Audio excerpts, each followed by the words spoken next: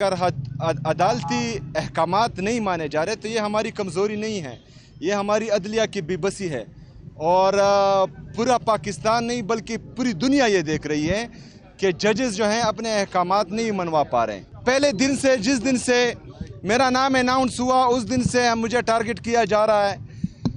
میں نے یہ نہیں کہا تھا کہ میں زبردستی آؤں گا اور وزیر اعلیٰ بنوں گا۔ ایک بندہ آیا پشاور میں، اس نے پریس کانفرنس کی، اس نے یہ دھمکی دی کہ یہ نہیں بنے گا، لیکن میں وزیر اعلیٰ بناؤں۔ 4.5 کروڑ پختونوں کا، خیبر پختونخوا کی عوام کی نمائندگی کر رہا ہوں۔